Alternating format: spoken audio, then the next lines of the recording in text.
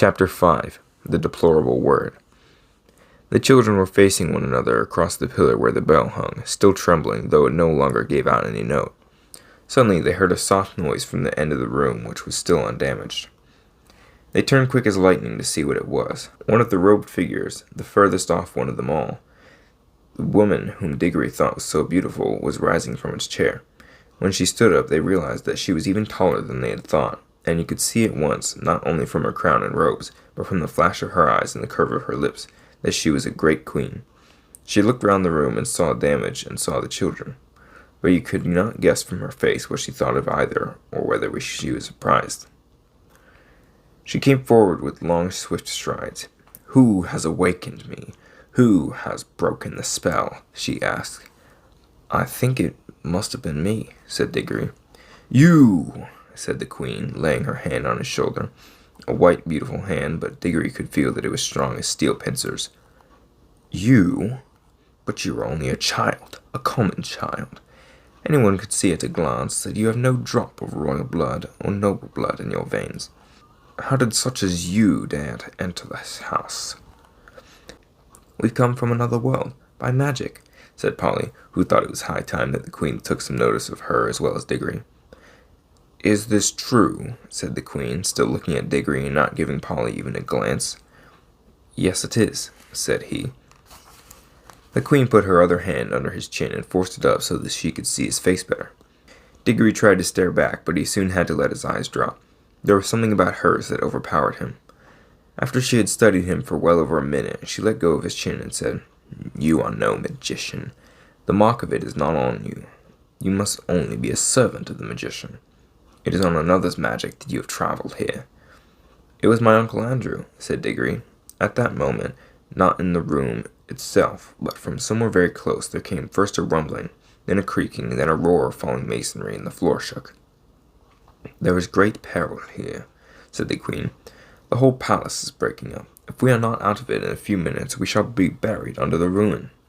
She spoke as calmly as if she had been merely mentioning the time of the day. "Come," she added, and held out a hand to each of the children. Polly, who was disliking the queen and feeling rather sulky, would not have let her hand be taken if she could have helped it, but though the queen spoke so calmly, her movements were quick as thought. Before Polly knew what was happening, her left hand had been caught in a hand so much larger and stronger than her own that she could do nothing about it. "This is a terrible woman," thought Polly. "She's strong enough to break my arm with one twist. And now that she's got my left hand, I can't get to my yellow ring. If I try to stretch across and get my right hand in my left pocket, I mightn't be able to reach it before she asked me what I was doing. Whatever happens, we mustn't let her know about the rings. I do hope Diggory has the sense to keep his mouth shut. I wish I could get a word with him alone." The queen led them out of the Hall of Images into a long corridor and then through a maze of halls and stairs and courtyards. Again and again they heard parts of the great palace collapsing, sometimes quite close to them. Once a huge arch came thundering down only a moment after they had passed through it. The queen was walking quickly. The children had to trot to keep up with her, but she showed no sign of fear. Diggory thought, "She's wonderfully brave and strong. She's what I call a queen. I do hope she's going to tell us the story of this place." She did tell them certain things as they went along. "This is the door to the dungeons," she would say, or "That passage leads to the principal torture chambers," or "This was the old banqueting hall where my great-grandfather bade 700 nobles to feast and kill them all before they had drunk their fill. They had had rebellious thoughts." They came at last into a hall larger and loftier than any they had yet seen. From its size and from the great doors at the far end, Diggory thought that now at last they must be coming to the main entrance. In this he was quite right. The doors were dead black, either ebony or some black metal which is not found in our world. It was probably obsidian. They were fastened with great bars, most of them too high to reach and all too heavy to lift. He wondered how they would get out. The queen let go of his hand and raised her arm. She drew herself up to her full height and stood rigid. Then she said something which they couldn't understand, but it sounded horrid, and made an action as if she was throwing something toward the heavy doors. And those high and heavy doors trembled for a second as if they were made of silk, and then crumbled away till there was nothing left of them but a heap of dust on the threshold. Whistled Diggory. "Has your master magician, your uncle, power like mine?" asked the queen, firmly seizing Diggory's hand again. "But I shall know later. In the meantime, remember what you have seen. This is what happens to things and to people who stand in my way. Much more light than they had seen yet in that country was pouring in through the now empty doorway, and when the queen led them out through it, they were not surprised to find themselves in open air. The wind that blew in their faces was cold yet somehow stale. They were looking from a high terrace, and there was a great landscape spread out below them. Low down and near the horizon hung a great red sun, far bigger than our sun. Diggory felt at once that it was also older than ours, a sun near the end of its life, weary of looking down upon that world. To the left of the sun, and higher up, there was a single star, big and bright. Those were the only two things to be seen in the dark sky. They made a dismal group. And on the earth, in every direction, as far as the eye could reach, there spread a vast city in which there was no living thing to be seen. And all the temples, towers, palaces, pyramids, and bridges cast long, disastrous-looking shadows in the light of that withered sun. Once a great river had flowed through the city, but the water had long since vanished, and it was now only a wide ditch of grey dust. "Look well on that which no eyes will ever see again," said the queen. "Such was Charn, the great city, the city of the King of Kings, the wonder of the world, perhaps of all worlds. Does your uncle rule any great city such as this, boy?" "No," said Diggory. He was going to explain that Uncle Andrew didn't rule any cities, but the queen went on. "It is silent now. But I have stood here when the whole air was full of the noises of Charn, the trampling of feet, the creaking of wheels, the cracking of the whips and the groaning of slaves, the thunder of chariots and the sacrificial drums beating in the temples. I have stood here, but that was near the end, when the roar of battle went up from every street and the river of Charn ran red." She paused and added, "All in one moment, one woman blotted it out forever." "Who?" said Diggory in a faint voice, but he had already guessed the answer. "I," said the queen. "I, Jadis, the last queen, but the queen of the world." The two children stood silent, shivering in the cold wind. "It was my sister's fault," said the queen. "She drove me to it. May the curse of all the powers rest upon her forever. At any moment I was ready to make peace, yes, and to spare her life too, if only she would yield me the throne. But she would not. Her pride has destroyed the whole world. Even after the war had begun, there was a solemn promise that neither side would use magic. But when she broke her promise, what could I do? Fool! As if she did not know that I had more magic than she. She even knew that I had the secret of the deplorable word. Did she think, she always was a weakling, that I would not use it?" "What was it?" said Diggory. "That was the secret of secrets," said the queen, Jadis. "It had long been known to the great kings of our race that there was a word which, if spoken with the proper ceremonies, would destroy all living things except the one who spoke it.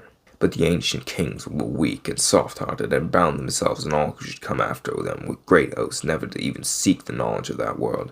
But I learned it in a secret place and paid a terrible price to learn it. I did not use it until she forced me to do it. I fought to overcome her by other means. I poured out the blood of my armies like water." "Beast," muttered Polly. "The last great battle," said the queen, "raged for 3 days here in Charn itself. For 3 days I looked down upon it from this very spot. I did not use my power till the last of my soldiers had fallen, and the accursed woman, my sister, at the head of her rebels, was halfway up those great stairs that led from the city to the terrace. Then I waited till we were so close that we could see each other's faces. She flashed her horrible, wicked eyes upon me and said, 'Victory.' 'Yes,' said I, 'victory, but not yours.' Then I spoke the deplorable word. A moment later I was the only living thing beneath the sun." "But the people," gasped Diggory. "What people, boy?" asked the pupil. "All the ordinary people," said Polly, "who never done you any harm. And the women and the children and the animals." "Don't you understand?" said the queen, still speaking to Diggory. "I was the queen. They were all my people. What else were they for but to do my will?" "It was rather hard luck on them all the same," said he. "I had forgotten that you were only a common boy. How could you understand reasons of state? You must learn, child, that what could be wrong for you or any of the common people is not wrong in a great queen such as I. The weight of the world is on our shoulders. We must be freed from all rules. Ours is a high and lonely destiny."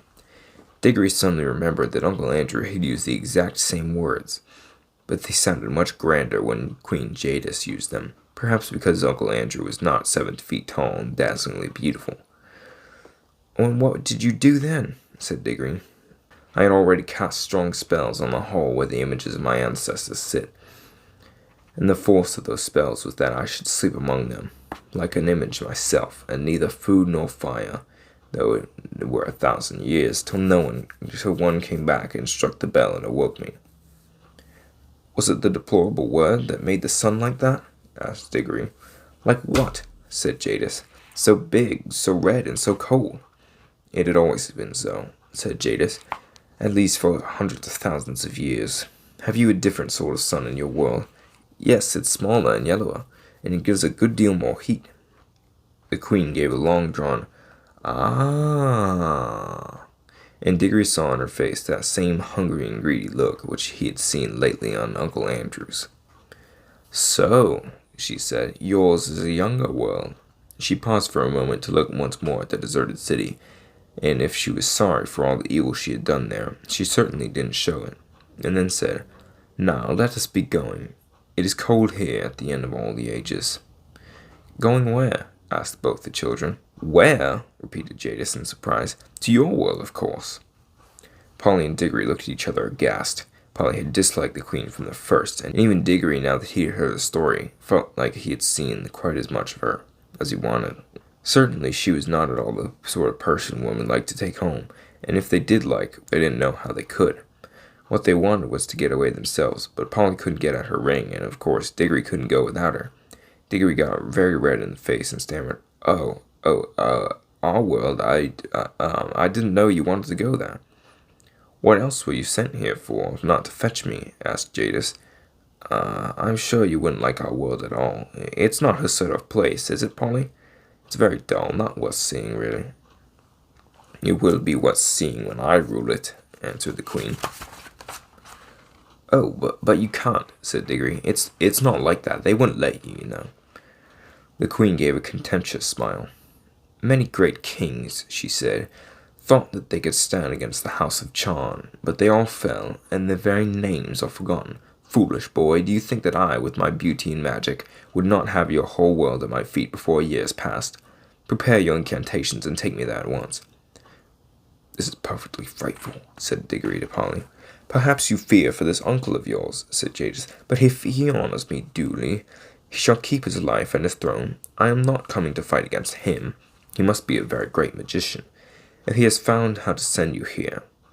Is he king of your world, or only just a part of it? He isn't king of anywhere, said Diggory. You are lying, said the Queen. Does not magic always go with the royal blood?